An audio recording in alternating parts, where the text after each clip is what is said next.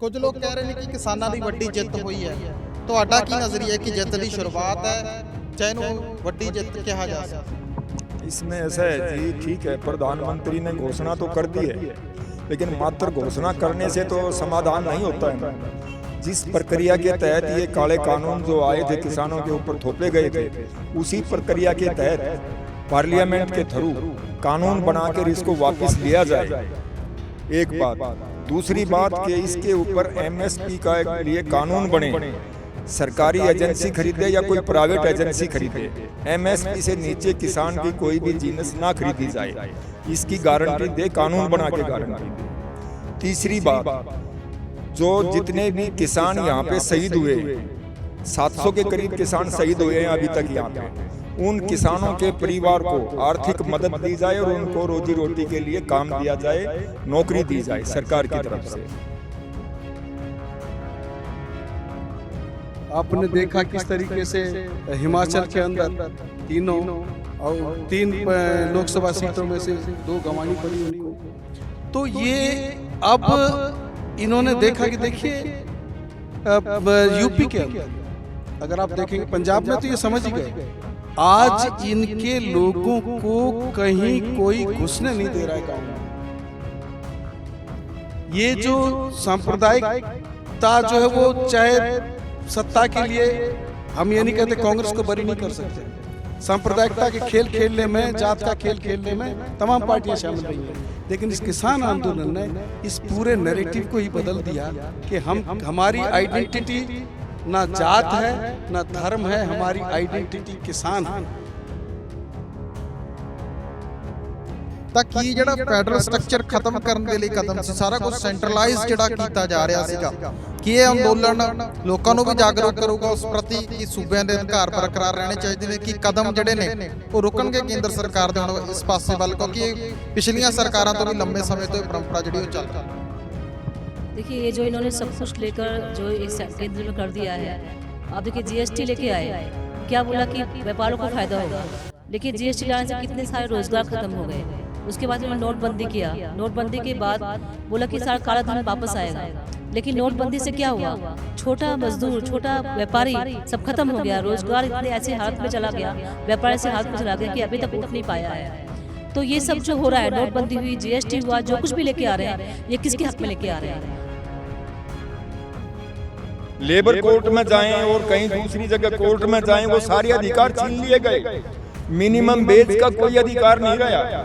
8 घंटे की बजाय 12 घंटे की ड्यूटी का प्रावधान लिया है, जिसके लिए लाखों लोगों ने अपनी कुर्बानी दी थी, अपना खून बहाया था।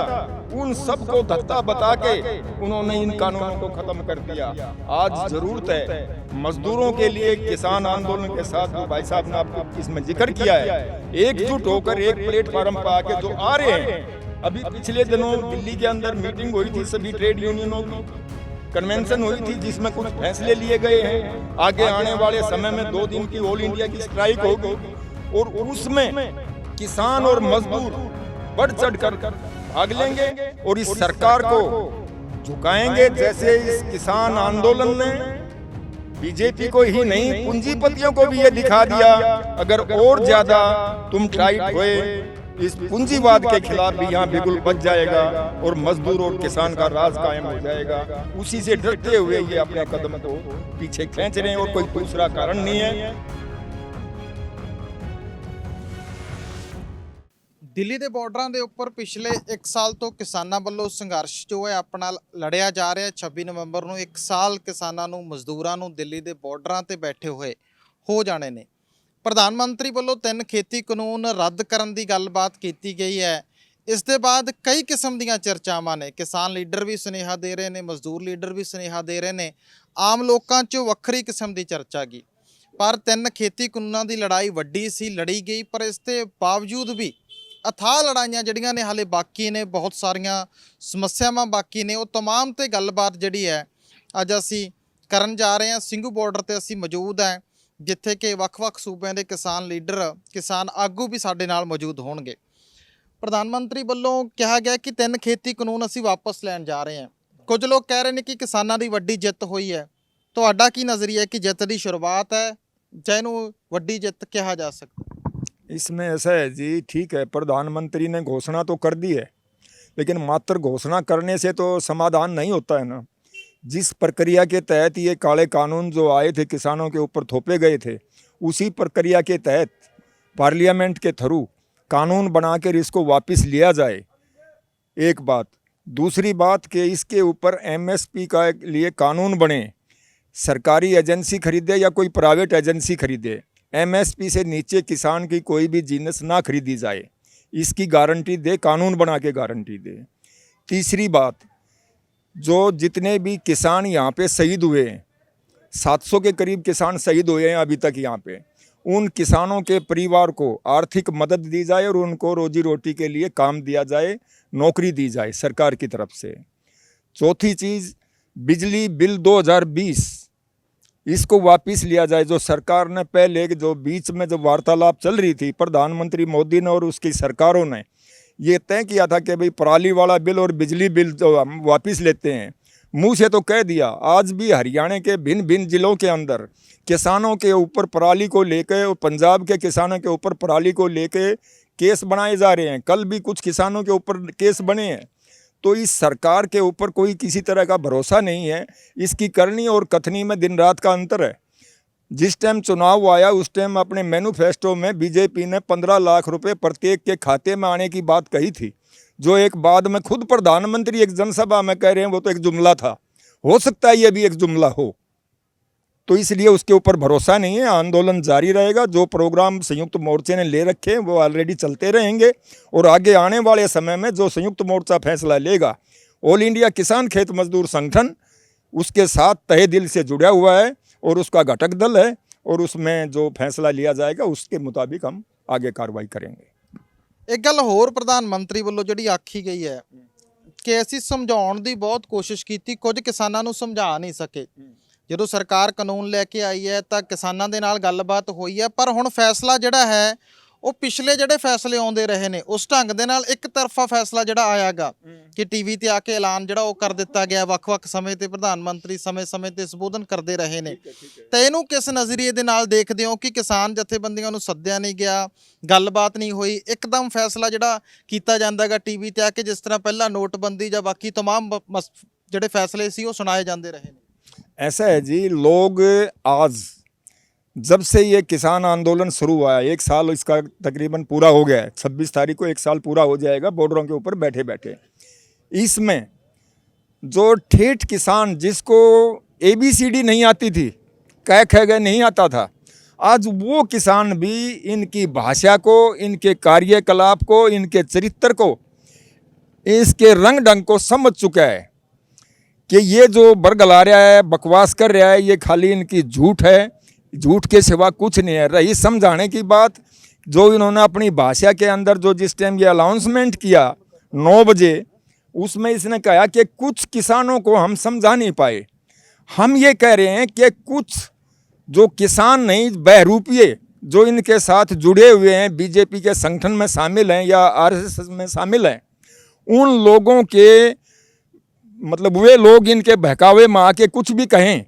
धरातल के ऊपर जो बात है, किसानों ने उनको समझाने की 11-12 दौर की जो बात हुई, एक एक चीज़, एक एक पॉइंट के ऊपर उनको समझाया, बताया। किसान समझा चुके हैं उनको, और सरकार को समझना होगा। ये सरकार की कमी है कि सरकार नहीं समझ पाई किसानों की जो सोच है, जो नीयत है, वो क्या चाहते हैं, उसको समझना पड़ेगा। आज नहीं तो कल समझना पड़ेगा। नहीं समझेंगे, इतना आंदोलन जारी रहेगा। ਕੋਈ ਵੀ ਪਾਰਟੀ ਹੈ ਉਹਦਾ ਮੁੱਖ ਏਜੰਡਾ ਜਿਹੜਾ ਹੁੰਦਾ ਉਹ ਵੋਟ ਤੇ ਆਧਾਰਿਤ ਸਿਆਸਤ ਕੀਤੀ ਜਾਂਦੀ ਹੈ ਕਿ ਪਹਿਲਾਂ ਲੀਡਰਸ਼ਿਪ ਸੀ, ਅਖਲਾਕ ਹੁੰਦੇ ਸੀ, ਕੁਝ ਲੋਕਾਂ ਦੇ ਨਾਲ ਜੁੜੇ ਮਸਲੇ ਹੁੰਦੇ ਸੀ। ਪਰ ਇਸ ਟਾਈਮ ਜਿਹੜੀ ਸਿਆਸਤ ਦਾ ਪ੍ਰਕਿਰਿਆ ਚੱਲ ਰਹੀ ਹੈ ਉਹ ਕਿਸੇ ਵੀ ਤਰੀਕੇ ਦੇ ਨਾਲ ਚੋਣ ਜਿੱਤਣ ਦੀ ਚੱਲ ਰਹੀ ਹੈ ਕਿ ਜੋ ਵੀ ਤਰੀਕਾ ਅਪਣਾਇਆ ਜਾਵੇ, ਵੋਟਾਂ ਆਫਟਰ ਆਲ ਪੈਣੀਆਂ ਚਾਹੀਦੀਆਂ, ਵਿਕਟਰੀ ਹੋਣੀ ਚਾਹੀਦੀ ਹੈ। ਤਾਂ ਪ੍ਰਧਾਨ ਮੰਤਰੀ ਦਾ ਉਹਨਾਂ ਇਹ ਫੈਸਲਾ, ਉਹ ਕਹਿ ਰਹੇ ਨੇ ਕਿ ਕੁਝ ਕਿਸਾਨ ਮੰਨ ਨਹੀਂ ਰਹੇ ਸੀ, ਉਹਨਾਂ ਦੇ ਹਿੱਤਾਂ ਨੂੰ ਧਿਆਨ 'ਚ ਰੱਖਦੇ ਹੋਏ ਅਸੀਂ ਕਾਨੂੰਨ ਵਾਪਸ ਲੈ ਰਹੇ ਹਾਂ। ਤਾਂ ਇਹਦੇ ਸਿਆਸੀ ਕਾਰਨ ਤੁਹਾਨੂੰ ਕੀ ਲੱਗਦੇ ਨੇ? ਕਿਉਂਕਿ ਗੱਲ ਇੰਨੀ ਸਿੱਧੀ ਨਹੀਂ ਹੈ। ਜੇ ਹਿੱਤਾਂ ਦਾ ਧਿਆਨ ਹੁੰਦਾ ਤਾਂ 1 ਸਾਲ ਪਹਿਲਾਂ ਵੀ ਗੱਲ ਜਿਹੜੀ ਉਹ ਨਿਬੜ ਸਕਦੀ ਸੀ। नहीं देखिए, इसमें जो सबसे बड़ी बात है कि 1 साल हो गया, 11 दौर की बैठकें हुई, 22 जनवरी के बाद कोई बातचीत नहीं। इस आंदोलन को बदनाम करने की क्या चाल नहीं चली गई। 26 जनवरी को किस तरीके के हमले करवाए गए, वो लोग इनको खालिस्तानी, पाकिस्तानी, फॉरेन फंडेड, क्या क्या नहीं बताया गया। लेकिन ये आंदोलन आगे से आगे बढ़ता चला गया और इस आंदोलन ने जब ये कहा कि भाई अगर ये सरकार वोट की भाषा ही समझती है तो हम वोट की चोट करेंगे, फिर जिस भाषा को समझे वही भाषा समझानी पड़ती है। और ये बंगाल का चुनाव एक मिसाल बना। इसी तरीके से 5 राज्यों में जो ये चुनाव हुए, बाई इलेक्शंस हुए, उसमें जो आपने देखा किस तरीके से हिमाचल के अंदर 3 लोकसभा सीटों में से 2 गंवानी पड़ी उनको। तो ये अब इन्होंने देखा कि देखिए यूपी के अंदर अगर आप देखेंगे, पंजाब में तो ये समझ ही गए, आज इनके लोगों को कहीं कोई घुसने नहीं दे रहा है गांव में। बीजेपी का झंडा लेके आप चल नहीं सकते हैं, इतना गुस्सा है, इतना आहत किया है।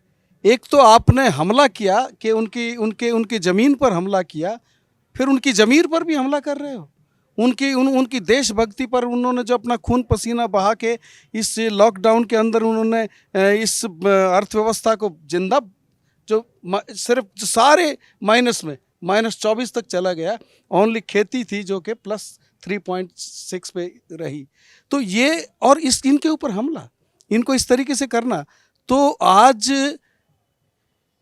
इन्होंने जो इनकी जो चाल थी, देखिए इनका जो प्लैंक है वो एक है सांप्रदायिक दंगे कराओ। शुरुआत से हम देख रहे हैं 2013 में जिस तरीके से मुजफ्फरपुर आपका मुजफ्फरनगर करवाया गया और लगातार ये नैरेटिव चल रहा था। इस किसान आंदोलन ने एक महान काम किया है इस देश में। ये जो सांप्रदायिकता जो है वो, चाहे सत्ता के लिए, हम ये नहीं कहते कांग्रेस को बरी नहीं कर सकते, हम सांप्रदायिकता के खेल खेलने में, जात का खेल खेलने में तमाम पार्टियां शामिल रही हैं, लेकिन इस किसान आंदोलन ने इस पूरे नैरेटिव को ही बदल दिया कि हमारी आइडेंटिटी ना जात है ना धर्म है, हमारी आइडेंटिटी किसान है, हम किसान हैं। ये जो किसान होने का जो इसने जो पैदा किया कि जो यूपी के अंदर, ख़ास तौर से पश्चिमी यूपी के अंदर जो अंग्रेज नहीं कर सके थे जिस काम को, वो काम इन्होंने किया, आरएसएस बीजेपी ने किया। वो हिंदू और मुस्लिम की एकता को छिन्न भिन्न कर दिया। लेकिन आज इस किसान आंदोलन की बदौलत हम किसान अपनी आइडेंटिटी को पहचान सके और इस षड्यंत्र का भी पर्दाफाश कर सके, और इनके हिंदुत्व एजेंडे को सबसे बड़ा जो अगर चोट पहुंचाई है तो वो किसान की इस आंदोलन ने पहुंचाई है और हिंदू मुस्लिम एकता को फिर से बहाल किया है। पश्चिमी यूपी में तो इनका घुसना मुश्किल था ही। वही हाल अभी ये जो टेनी, अजय मिश्रा टेनी, गृह राज्य मंत्री, उसका बेटा, और गृह राज्य मंत्री उस समय चैलेंज कर रहा है कि 2 मिनट में हम तुम्हें सबक सिखा देंगे, तुम्हें यहाँ यूपी से बाहर कर देंगे, और किस तरीके से किसानों को ऊपर जीप चढ़ा के उनको कुचला गया। ये शर्मनाक था, सारी दुनिया में इसकी थू-थू हुई। और उसके बाद अब जब यूपी में भी इनको गांव में जाना, घुसना मुश्किल हो गया, तो वहाँ से त्राही त्राही मची है। कोई कहे कि हृदय परिवर्तन हो गया है, एकदम इहलाम हो गया है मतलब प्रधानमंत्री को, और भाई उन्होंने ये अपनी गलती को स्वीकार कर लिया है। नहीं, गलती स्वीकार नहीं करी है, अभी भी वही कह रहा है कि हमारा पवित्र दिए की ज्योति जैसा पवित्र, और वो इसको हम जो है वो समझा नहीं पाए। कुछ किसानों को, ये जो कुछ किसानों को समझा नहीं पाए, ये जो बात बोल रहे हैं जो आपका प्रधानमंत्री, ये इसमें एक तंज है। हम तो ठीक थे, हम तो ठीक हैं, लेकिन लोग समझ नहीं पाए।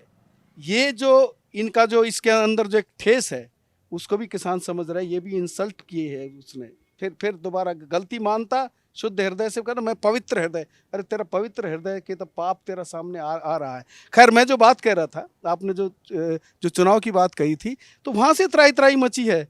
क्या कर रहे हैं जनाब, हमारा वहाँ फील्ड में जा ही नहीं पाएंगे, अगर हम वहाँ घुस ही नहीं सकते हैं, पब्लिक के पास जा ही नहीं सकते हैं, अपना कोई प्रोपेगेंडा नहीं कर सकते, हम ये जीतने की बात ही छोड़ दो। आपको एक याद होगा, याद करिएगा कि जब ये पूर्वांचल एक्सप्रेस वे का जब उद्घाटन किया गया, उसमें सारे मनरेगा के मजदूरों को लगा के 4000 बसों को, पूरे डीएम, सारे एरिया के अफसर्स लगा के, पूरी मशीनरी लगा के, कोई पॉलिटिकल लीडर की किसी की हिम्मत नहीं बीजेपी की कि कोई जाके वहाँ खड़ा हो सके। और उसमें भी वो जो भीड़ का जो मूड देखा आपने, उसके बाद ही अखिलेश की यात्रा देखी। हम ये नहीं कह रहे, किसी को हम वाउच नहीं करेंगे अखिलेश दूध का धुला है, हम ये नहीं कह रहे, लेकिन लोगों का शिफ्ट देखिए। वहाँ 12 बजे चला है अखिलेश और 4:30 बजे जाके लखनऊ पहुँच रहा है, भरा पड़ा था सारा। ये रिपोर्ट क्या उनके पास नहीं जाती है? गोदी मीडिया चाहे कितना ही बंद करे। और ये जो रोलिंग शुरू, ये जो लोगों का जो मूड जो शुरू हुआ है कि ये अब इनको वोट की चोट यूपी में मिलेगी, पंजाब में तो कोई सवाल ही पैदा नहीं होता। कितना अमरिंदर कर लो, कितना ही जो भी कुछ कर लो, अकाली को फिर आपका वो फिर गड़बैया हो जाओ, कोई फ़र्क नहीं पड़ने वाला है। यूपी में कोई फ़र्क नहीं पड़ने वाला है, इनको वोट की चोट मिलेगी। अब ये भागते भूत के लंगोटी बचाने के लिए, अपना फेस सेविंग के लिए, कम से कम लोग जा तो पाएँ, बात मतलब कुछ तो मिल जाए, वरना सुपड़ा साफ होना था। सुपड़ा साफ होने में अभी भी कोई कसर नहीं रहेगी, लेकिन फिर भी कुछ नैरेटिव बनाने की कोशिश करेंगे।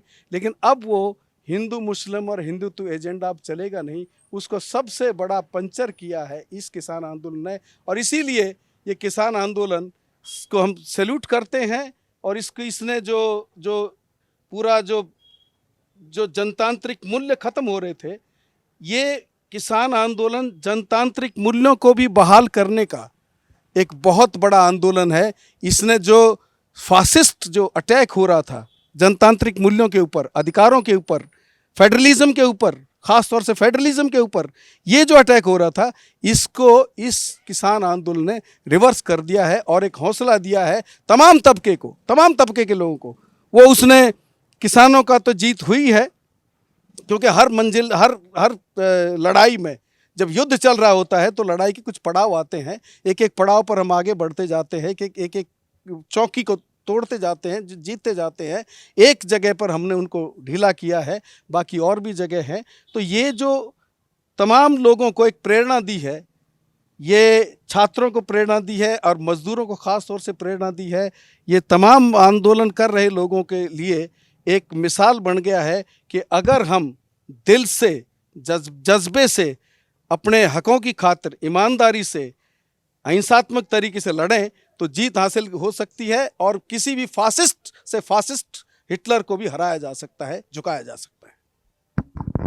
ਫੈਡਰਲ ਸਟਰਕਚਰ ਦੀ ਤੁਸੀਂ ਗੱਲ ਕੀਤੀ ਹੈ ਕਿ ਸੰਪਰਦਾਇਕ ਰੂਪ ਦੇ ਕੇ ਫੈਡਰਲ ਸਟਰਕਚਰ ਨੂੰ ਜਸਟੀਫਾਈ ਕੀਤਾ ਗਿਆ। ਸੂਬਿਆਂ ਦੇ ਅਧਿਕਾਰਾਂ ਦੀ ਲੜਾਈ ਇੱਥੇ ਲੰਮਾ ਸਮਾਂ ਲੜੀ ਗਈ ਹੈ, ਕਿਉਂਕਿ ਬੇਸ਼ੱਕ ਬਿਜਲੀ ਸੋਧ ਬਿੱਲ ਹੋਵੇ ਉਹ ਵੀ ਸੂਬਿਆਂ ਦਾ ਸਬਜੈਕਟ ਹੈ, ਐਗਰੀਕਲਚਰ ਹੋਵੇ ਉਹਨੂੰ ਟ੍ਰੇਡ 'ਚ ਪਾ ਕੇ ਉਹ ਵੀ ਸੂਬਿਆਂ 'ਚੋਂ ਬਾਹਰ ਲਿਆਂਦਾ ਗਿਆ, GST ਲਿਆ ਕੇ ਜਿਹੜਾ ਹੈ ਸੂਬਿਆਂ ਦੇ ਆਰਥਿਕ ਰਿਸੋਰਸ ਕੇਂਦਰ ਸਰਕਾਰ ਕੋਲੇ ਗਏ। ਹੁਣ ਸੂਬੇ ਕਿਸ ਢੰਗ ਦੇ ਨਾਲ, ਮੈਂ ਸ਼ਬਦ ਵਰਤਾਂ ਕਿ ਮੰਗ ਤੇ ਬਣੇ ਹੋਏ ਨੇ ਕੇਂਦਰ ਸਰਕਾਰ ਅੱਗੇ ਕਿ ਸਾਡਾ GST ਦਾ ਸ਼ੇਅਰ ਦੇ ਦਿਓ।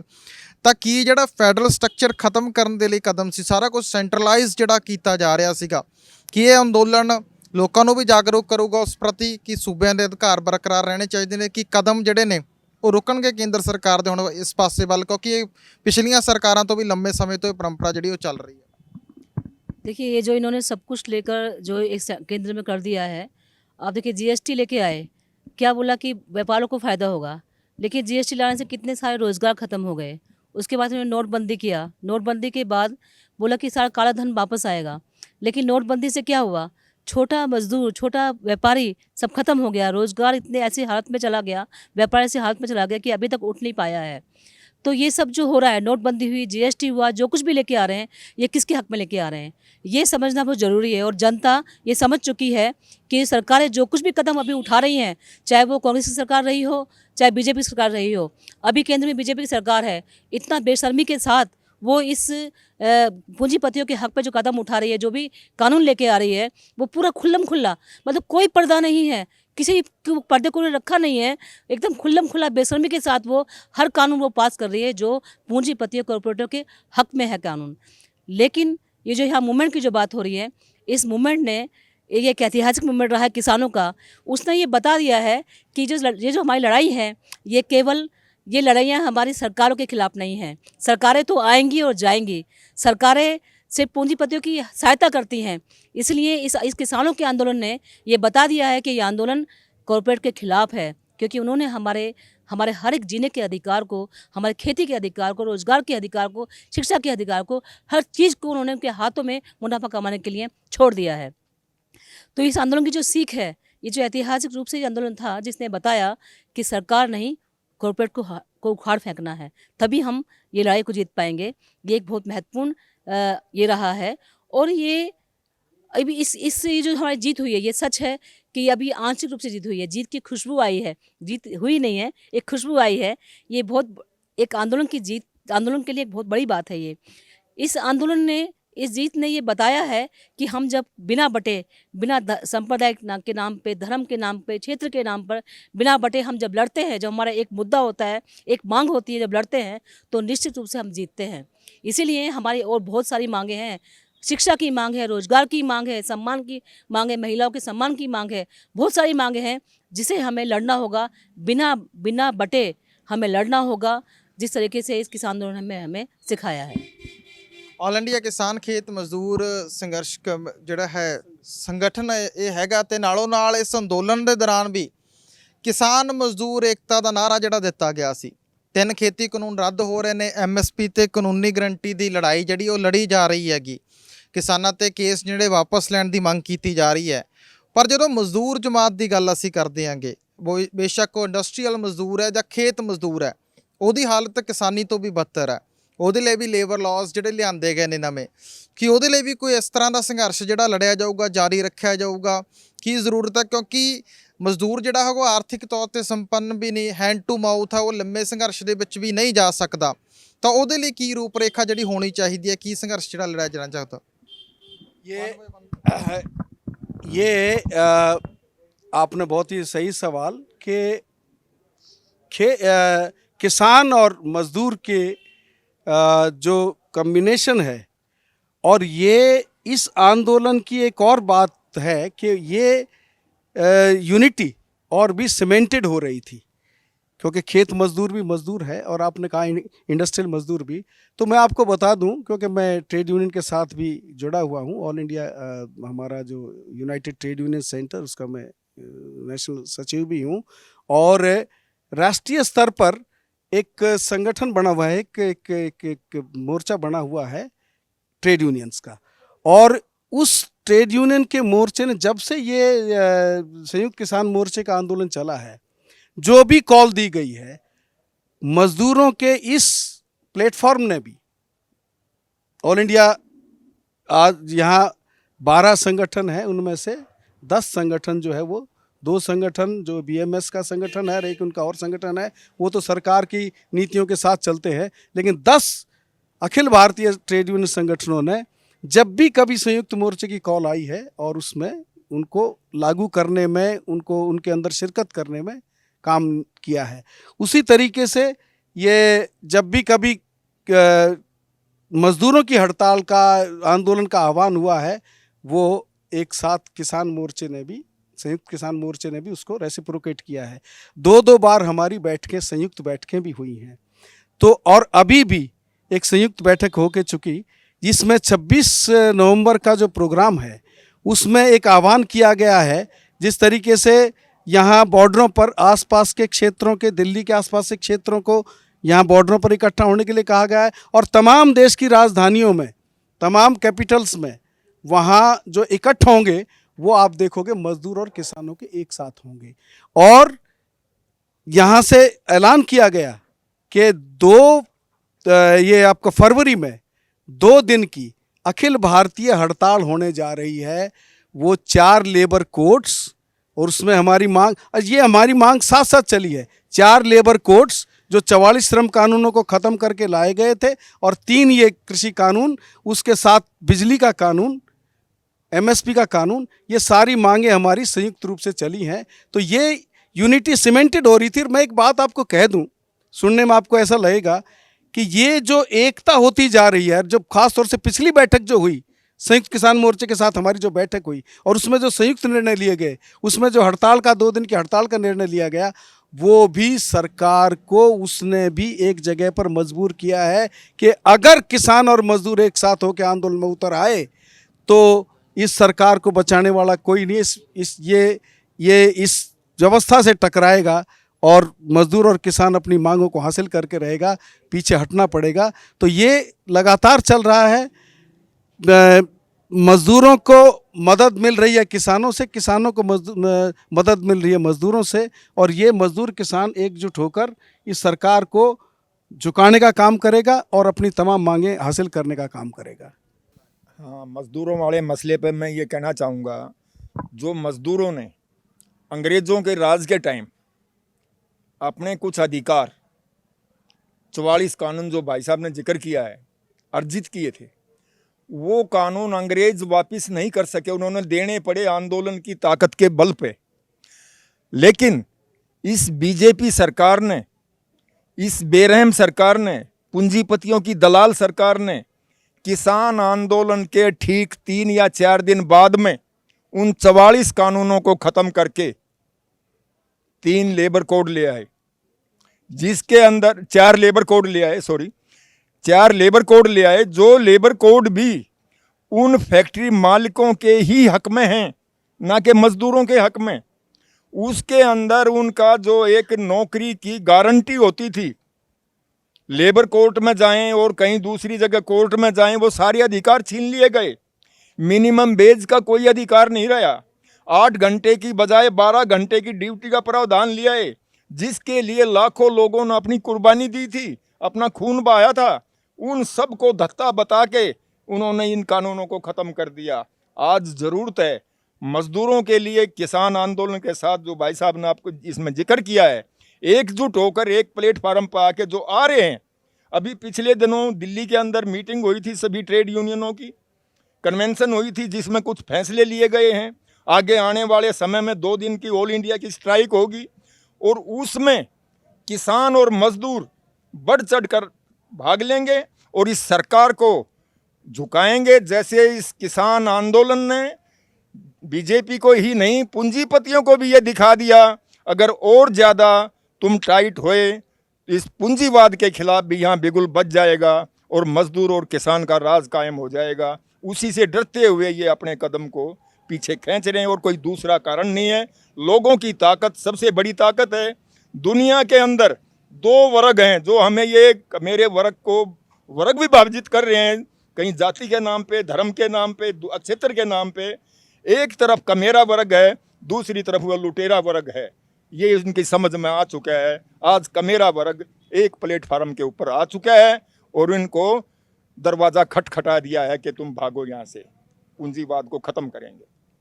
धन्यवाद। एक पॉइंट इसमें जो मुझे याद दिला, 11 नवंबर को राष्ट्रीय कन्वेंशन हुआ ट्रेड यूनियंस का, 10 central trade unions, independent federations, उसमें रेल, आपका पोस्ट एंड टेलीग्राफ डिपार्टमेंट से लेके आपका एविएशन से लेके आपका बंद, तमाम जो फेडरेशंस हैं वो इसमें शामिल हुई थी। और इसका जो एक सबसे बड़ा फीचर था कि इसमें हमारे संयुक्त किसान मोर्चा के SKM के प्रतिनिधियों ने भी इसमें, इस कन्वेंशन में हिस्सा लिया था।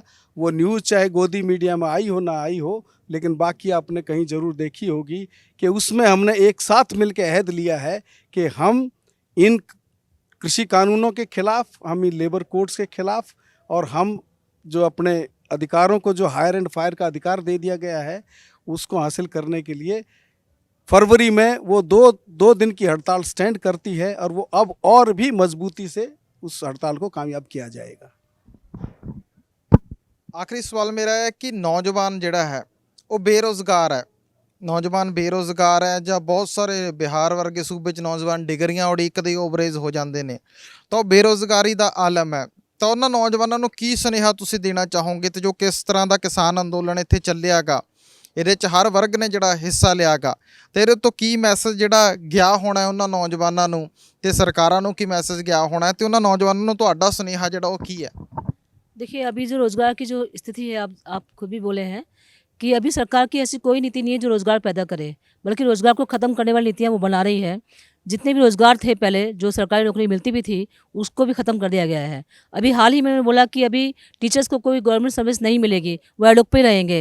किसी भी क्षेत्र के अंदर कोई रोज़गार की नीतियाँ है ही नहीं। जो भी है हायर फायर की नीतियाँ को लेके आ रहे हैं, उसमें भी नौजवानों को, जो आप देखिए अभी यूपी में एक नौकरी निकली थी जिसमें एक चपरासी की नौकरी थी, जिसके अंदर जो पीएचडी किए हुए लोग हैं, पीएचडी किए हुए जो स्टूडेंट हैं या एमए किए हुए हैं, इंजीनियर हैं, उन लोगों ने भी वहाँ फार्म भरा। ऐसी स्थिति है, मतलब जैसे भी हो कहीं ना कहीं रोज़गार मिल जाए, क्योंकि परिवार पालना है, सब कुछ संभालना है। तो ये जो आंदोलन है, ये जो स्थिति है रोज़गार की, इसके खिलाफ लड़ना भी एकमात्र लड़ाई है। क्योंकि ये किसानों के आंदोलन ने सिखा दिया है कि लड़े बिना हमें कुछ हासिल नहीं हो सकता, लड़ना ही पड़ेगा। इसलिए मैं नौजवानों से ये अपील करूंगी और ये बोलूंगी कि इस किसान आंदोलन से हमें सीखने की ज़रूरत है, क्योंकि इस किसान आंदोलन ने हमें सिखाया है कि एकताबद्ध आंदोलन से जीत होती है। इसलिए अगर नौजवानों को रोज़गार की मांग को लेकर जीत हासिल करनी है तो किसान आंदोलन से सीखना पड़ेगा, और इस किसान आंदोलन से सीखकर हमें अपनी एक लड़ाई और जारी करनी पड़ेगी। उनको सड़कों पर उतरना पड़ेगा, एक पूरे देश भर के नौजवान को सड़कों पर उतर के एकताबद्ध होकर हमें लड़ना पड़ेगा, तभी हम जीत हासिल कर पाएंगे। नहीं तो देखिए इतने सारे किसान, इतने सारे नौजवान हैं जो दर दर की ठोकरें खा रहे हैं, रोज़गार ना मिलने पर अपराध में फंस रहे हैं, लूटपाट हो रही है, अपराधी बन रहे हैं, नशे के ग्रस्त में जा रहे हैं, आत्महत्या तक कर रहे हैं। इससे अगर बचना है तो एक ही रास्ता है, वो है युवाओं का आंदोलन। और जिस दिन सड़क पर युवा उतर आएंगे, किसानों ने मोदी को बता दिया कि आंदोलन क्या होता है और जीत क्या होती है। क्योंकि अभी तक मोदी का जो पाला था, कभी भी इस तरह के आंदोलनकारियों से नहीं पड़ा था। क्योंकि ये आंदोलन जो कारी है, जो किसान था, वो गर्मी में, सर्दी में, बरसात में, खेतों में खड़ा होकर खेती करता है। इसलिए इस आंदोलन की धरती पर भी उसने जीत की खेती पैदा की है। इसलिए युवाओं को भी इकट्ठा होना पड़ेगा, इस आंदोलन से सीख लेके आगे बढ़ना पड़ेगा, एक ऐसे आंदोलन को रूप देना पड़ेगा जिसमें वो जीत हासिल कर सकें। ਸੋ 3 ਖੇਤੀ ਕਾਨੂੰਨਾਂ ਨੂੰ ਸ਼ੁਰੂ ਹੋਇਆ ਸੰਘਰਸ਼ ਇਹ ਦੇਸ਼ ਵਿਆਪੀ, ਵਿਸ਼ਵ ਵਿਆਪੀ ਸੰਘਰਸ਼ ਬਣਿਆ ਤੇ ਹੁਣ ਇੱਥੋਂ ਸਪਸ਼ਟ ਰੂਪ ਦੇ ਵਿੱਚ ਸੁਨੇਹਾ ਦਿੱਤਾ ਜਾ ਰਿਹਾ ਕਿ ਬੇਸ਼ੱਕ ਬੇਰੁਜ਼ਗਾਰੀ 'ਚ ਫਸੇ ਹੋਏ ਨੌਜਵਾਨਾਂ ਦੀ ਸਮੱਸਿਆ ਹੈਗੀ, ਮਜ਼ਦੂਰਾਂ ਦੀ ਸਮੱਸਿਆ ਹੈਗੀ ਜਾਂ ਕਿਸਾਨਾਂ ਦੀਆਂ ਬਾਕੀ ਅਥਾਹ ਸਮੱਸਿਆਵਾਂ ਨੇ, ਉਹਨਾਂ ਤੇ ਸੰਘਰਸ਼ ਜਿਹੜਾ ਹੈ ਇਸੇ ਤਰ੍ਹਾਂ ਜਾਰੀ ਰਹੇਗਾ। ਕੈਮਰਾਮੈਨ ਜੋਬਨਦੀਪ ਦੇ ਨਾਲ ਅਰਸ਼ਦੀਪ ਸਿੰਘ, PTN 24 ਸਿੰਘੂ ਬਾਰਡਰ।